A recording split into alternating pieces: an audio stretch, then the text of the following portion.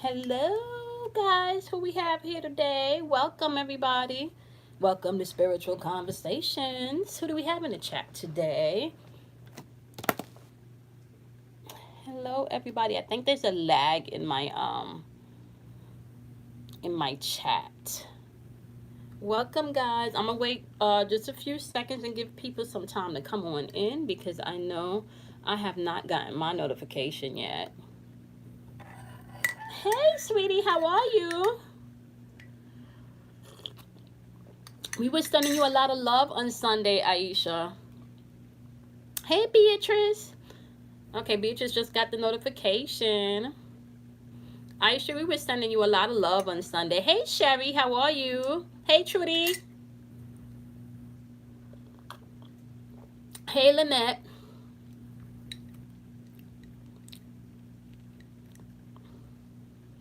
Aisha, let me know what your schedule is like tomorrow. Maybe we can chat for like 15 minutes. Hey, Bindi, how are you?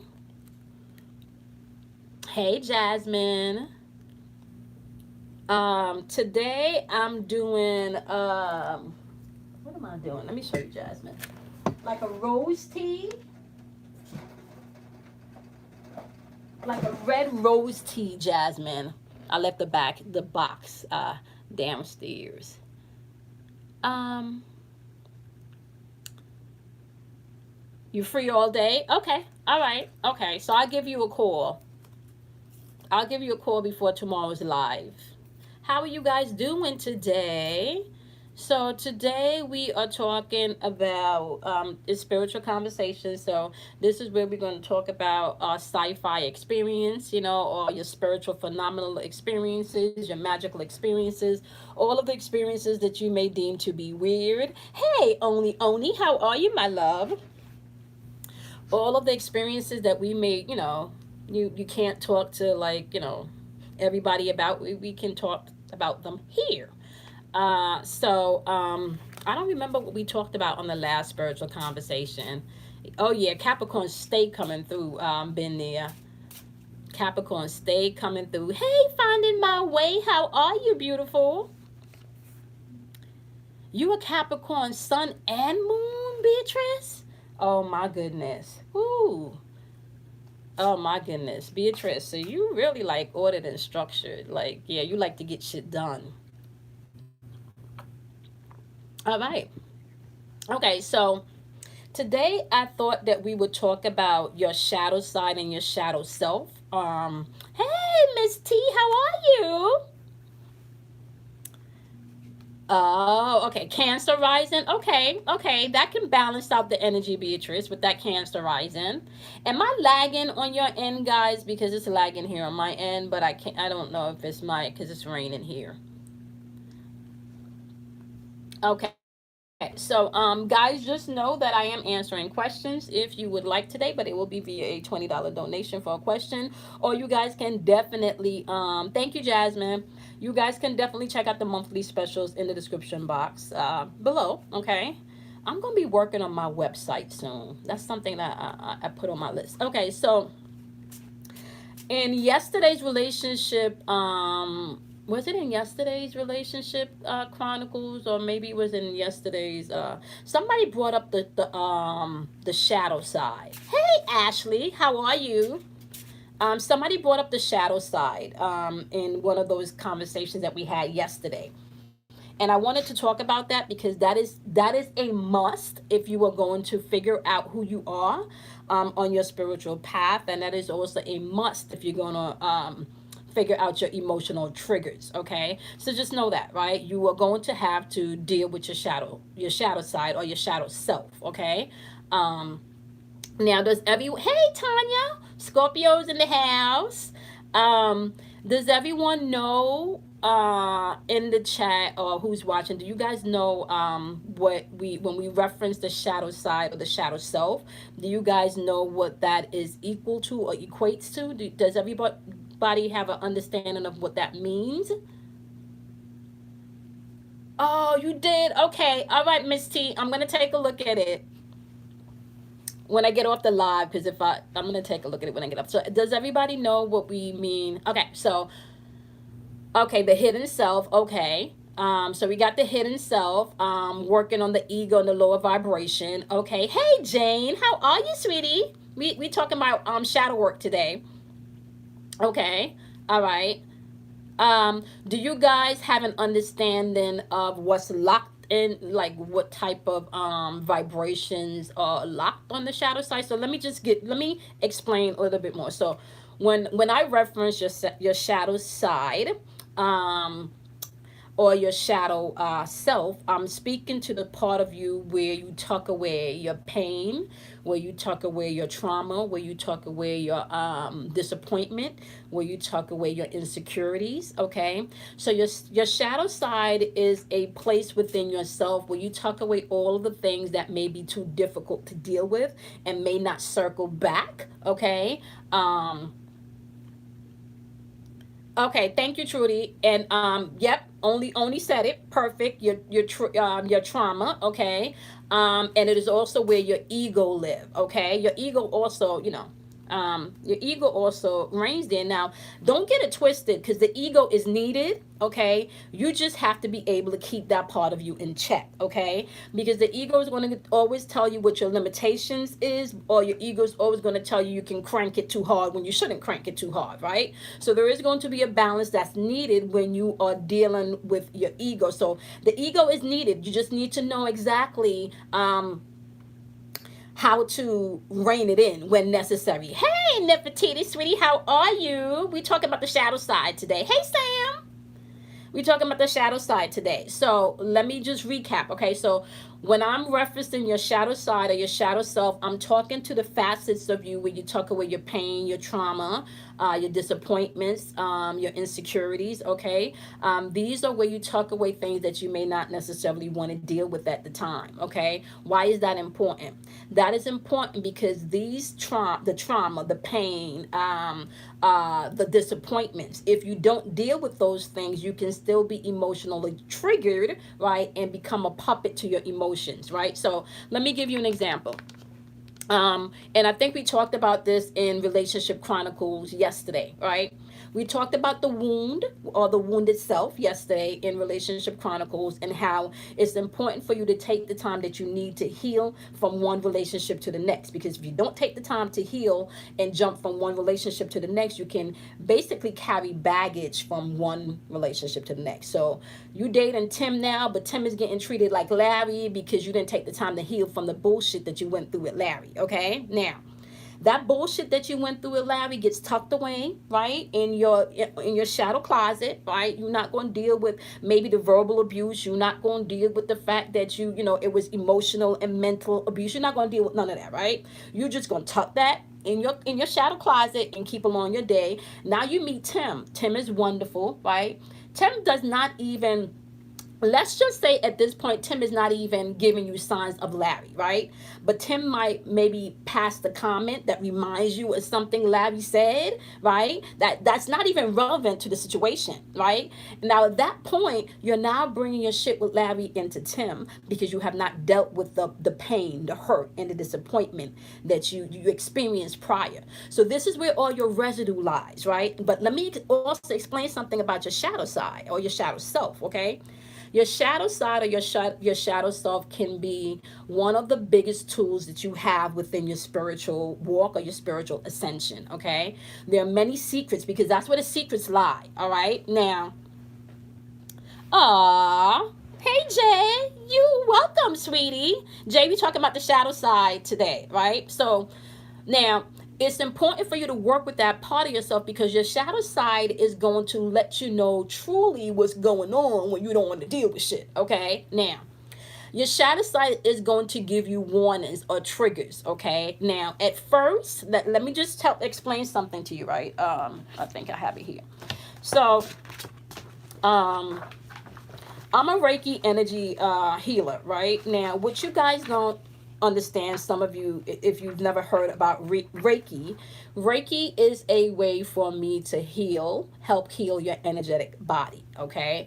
I don't know if you guys were on the live when we like some of the impacts on the live yesterday, your palms got triggered with heat. That's healing hands. So you have chakras in the palms of your hands. You have portals in the palms of your hands, right? Now, your shadow self is always going to give you an indication of what needs to be resolved. It's going to give you an indication of what you need to deal with. The question is whether or not you pay attention to that information. How is this information going to come in? It's going to come in via triggers. Okay, so for example, you I've dated a whole bunch of men throughout my lifetime until I stopped and started loving myself. That was giving me information from my shadow self at 12. At 12 years old, I had a conversation with myself based on an interaction with a family member that made me feel like I was unloved by my father. Okay. So at 12 years old, I imprinted in my head at that point that if he doesn't love me, what man would? Okay. Now if you're in bed and now, so I took, instead of talking about that pain, and instead of going maybe to my mother or my father and speaking about what was said to me, I took it, I put it in my shadow closet, and I created, right, a belief system based on that experience. Okay. Now, it's important to understand that your shadow side can then work for you and help you to acknowledge things, right? So it was not until I actually just cried out and really just gave in and said, okay, what's wrong with me? Why do I keep attracting the same type of relationships? What is going on within me that I am vibrating and pulling in these type of relationships? At that point, I was introduced to my shadow side. Now, we're going to do another video on the dark night of the soul. So I was introduced to my shadow self as I was experiencing a dark night of the soul, okay? And the dark night of the soul basically is when you feel like nothing you're doing spiritually or physically is working. Your prayers don't seem to be answered, then shit happening, you just feel stuck. Okay. So that's it. We're gonna do a video on that so we can give some tips on how you can get through that. Okay, because really in that place, the only anchor that you have is yourself. Okay, so as I began to do the shadow work, and I realized, right, through a recollection of this experience in the back of a pickup truck at 12, being told some not so nice things that made me create a story in my head. Instead of going and speaking to my dad or my mother about it, I created this whole thought in my head, which led me to then experience years of seeking for love in all of the wrong places, putting up with a lot more in relationships than I needed to, because I didn't think I was worthy. That created lack of self-worth in me. Okay. All right, Jay's saying she's still deprogramming and reprogramming. Thank you. I appreciate it, Jay. And so I then had to start reprogramming myself. So how do you do this? First of all, you have to accept you for who you are, right? I started basically because I remember at that point I was maybe a size 16, because one of the things that I noticed for myself personally, I would binge eat. I would do the emotional eating, okay? Because remember, I'm unworthy. Now, this is my own dialogue that I'm having with myself, okay? I'm having this dialogue with myself. I'm unworthy, but now my shadow self is knocking the door and saying, nah, you ain't unworthy. That's not what it is. You just told yourself you were unworthy. Remember when you was 12 and you was in the back of the pickup truck and so-and-so said so-and-so and so-and-so did so-and-so and then this happened, and then what did you tell yourself then? Okay, your shadow self will even come back and say, bitch, you're not going to do that. You need to shut your mouth because you're not even going to do that. Okay, so your shadow side knows you more than the light part of you. And why is this important for you to grasp? Okay, why is this important for us to grasp? This is important for you to grasp because out of darkness comes light.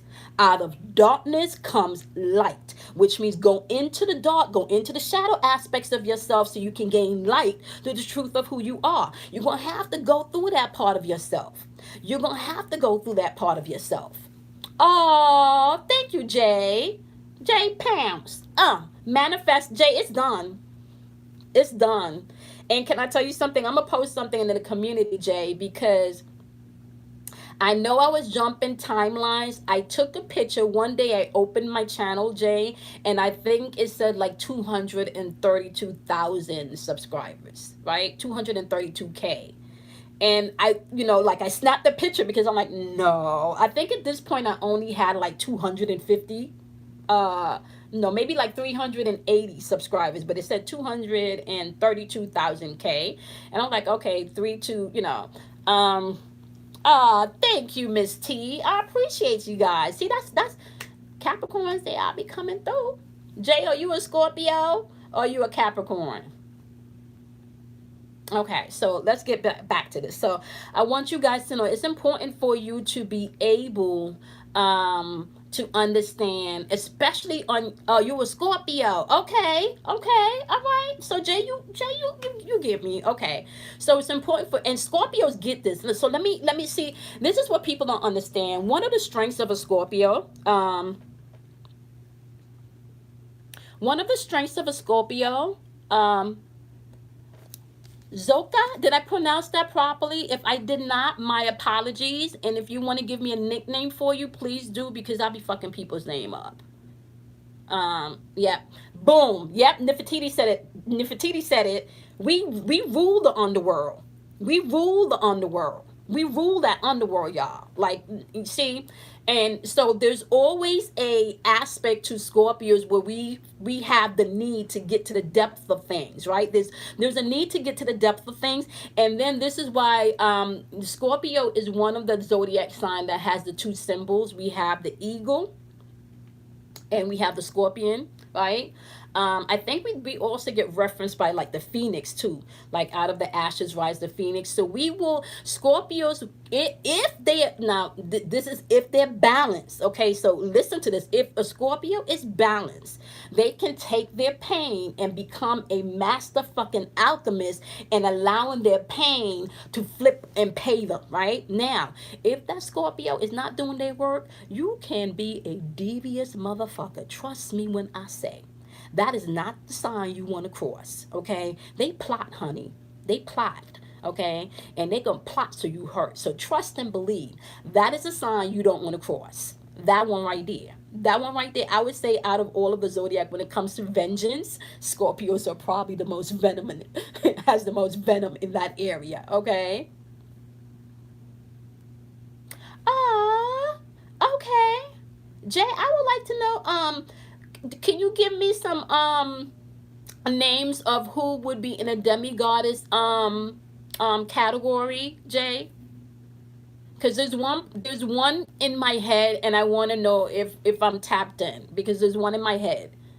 Um, or what type of energy that would be related to, like in the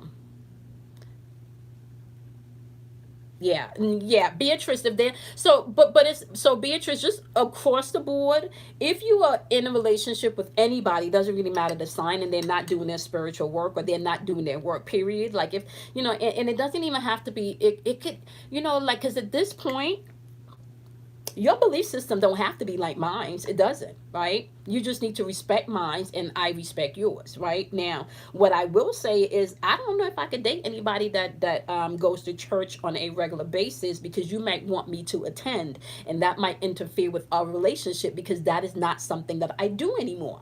I understand that it's necessary. I understand that it is a part of your spiritual growth for some people along the levels. That is just not a level I'm on anymore. So I personally can't date anyone that doesn't have um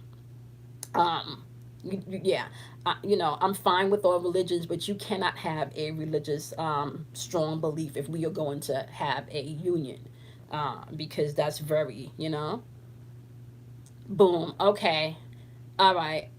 All right. You know who I was thinking about? I was thinking about when you said that, Jay, I was thinking about Setmint. Like I saw Setmint. That's who popped up. But I can also say, like, I actually have a picture of Isis on my altar. I keep a picture of Isis on my altar. So, interesting that you mentioned that. Okay. Yeah, so just Trudy, the answer to your questions, yes, they are all facets of ourself. Okay. So all of that energy, the goddess energy, as well as the god-like energy. So when we're talking about Haru, thought, did I pronounce his name properly? I probably fucked that up too. Um, uh, when we're talking about Zeus and all that type of energy, those, yep. Okay, see, she said, set me. Those are energetic patterns or energetic archetypes of your psyche. So, yes, that will be a masculine, energetic, even if you want to call it an energetic portal within yourself that you can align and tap into. So let me just explain something to you guys, and let's just get this out of the way right now, okay? These gods and these goddesses are not meant for you to worship, okay? These god and the goddesses energy or archetype energies that are within you. This is why any religion that you really study tells you the kingdom, or or nirvana, or whatever, wherever that is, lies within you. Okay, there is nothing external of self. And when you can understand that, you understand that you can go to your own internal and be filled. Now let me give you an example. Right. Now, and sometimes depending on your faith level, you got to build your spiritual muscles, with your faith level, because the universe is only going to perform according to your measure of belief, okay? So if you don't think that you can ever be blessed with anything, um, kind or nice, because you just think people are full of shit and you can't trust anybody, right? The universe can only meet you there. It can't cap it. But if you have a mustard seed, and I'm going to show you guys how small a mustard seed is. If we're looking at a mustard seed, if you look at this orange stone right here, a mustard seed is just as small as this orange stone, or if not smaller, okay?